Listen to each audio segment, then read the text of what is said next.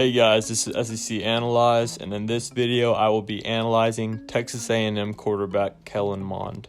Kellen Mond is a 6'3", 217-pound dual-threat quarterback out of IMG Academy High School. This upcoming season will be Kellen Mond's last year and will be his third year under Coach Jimbo Fisher. The first way that I will examine Kellen Mond is through his statistics. Kellen Mond has played 3 seasons, although he's only started the last 2, as in his freshman season he split snaps with other quarterbacks including Nick Starkel. For the past 2 years, Kellen Mond has put up fairly good stats. Although nothing really pops out, it shows consistency, especially against some of the nation's top defenses. From 2018 to 2019, he had various categories increase, such as completion percentage. From 2018 to 2019, Kellen Mond only had one statistical category increase in passing, which was completion percentage.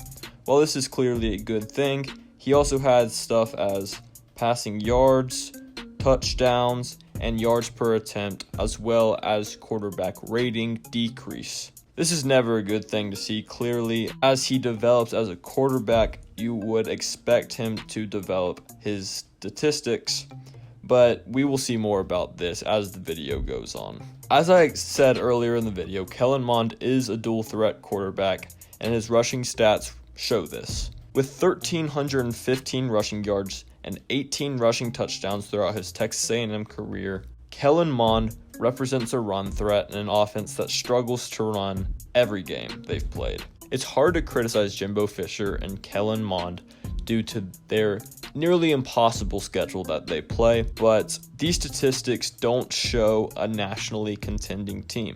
These statistics are even worse when you include a below average rushing attack and wide receivers that should make these stats pop out. After looking over Kellen Mond's career statistics, I've decided to rank him the number 1 overall quarterback in the SEC. The second way I'll analyze him is through the SEC Analysts theorem. For his fit into the offensive identity, I gave him a 79, which is below average for most SEC quarterbacks.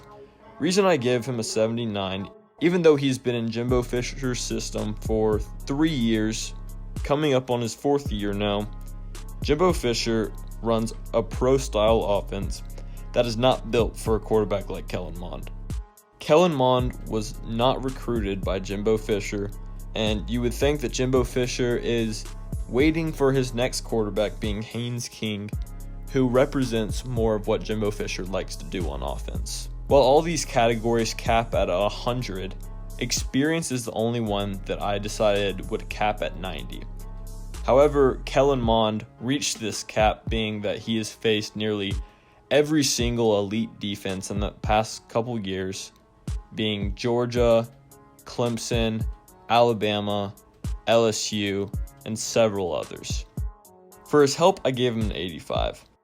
Although Texas A&M offense loses Kendrick Rogers as well as other contributors, it will keep many of their main contributors, including many of their running backs, tight ends, wide receiver, and offensive line. For talent level, I gave Kellen Mond an 83. Although Kellen Mond will not likely be a legitimate candidate for a starting quarterback position in the NFL, his physical traits, his rushing ability, and his throw power are above average for most SEC quarterbacks. His mental traits show someone who has learned from his experience as a college quarterback and should be able to win games for his offense this year. According to the SA theorem, Kellen Mond is the 4th best quarterback in the SEC. The third and most important way in which I will analyze Kellen Mond is through his film analysis. As a fan of SEC football, I have cheered for Kellen Mond for the past couple of years against every elite defense he's played, simply because I like to root for the underdog. Watching Kellen Mond in 2018 versus 2019 was 2 completely different style of quarterbacks. Jimbo Fisher has an offense in which many of the plays are designed to go to a specific wide receiver, like most screen plays, and there's a lot of RPOs in there. However, Kellen Mond is a quarterback who is at his best when he is creating by himself either through his legs or with his arm.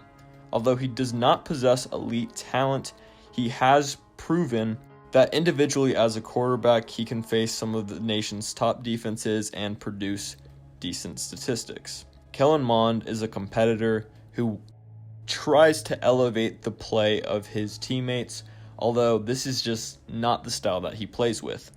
Kellen Mond is the type of quarterback who can win games by himself, but when asked to elevate his teammates, such as his wide receivers, running game, and just overall team, this is not his style of play. In 2020, Kellen Mond needs to become more reliant on his rushing attack. If his teammates can also live up to the expectation that Kellen Mond and Jimbo Fisher set for Texas A&M, then this could be a great offense along with a great defense. In comparing his statistics to the rest of the SEC's starting quarterbacks, I ranked Kellen Mond number 1. Although there were multiple other quarterbacks who put up better passing stats than Kellen Mond got the number 1 spot because of his legs and his ability to score touchdowns with his legs. After averaging his ratings for the SEC Analysts theorem, Kellen Mond ended up with an 84.25, which gave him the 4th best spot out of all SEC quarterbacks. After analyzing each SEC quarterback, I have decided to rank Kellen Mond the 6th best quarterback in the SEC this upcoming year. Although this rating is low compared to many other rankings, I believe that Kellen Mond has received a higher ranking on many other ones due to the fact that he is one of the oldest quarterbacks in the SEC, combined with the fact that he has had the most experience. Although I agree that this is an important trait in a quarterback, I do not believe that he breaks the top 5 of quarterbacks most likely to elevate their offense this year. Thank you guys for watching. If you like this content, please like and subscribe, and I will try to get my next video up as soon as possible.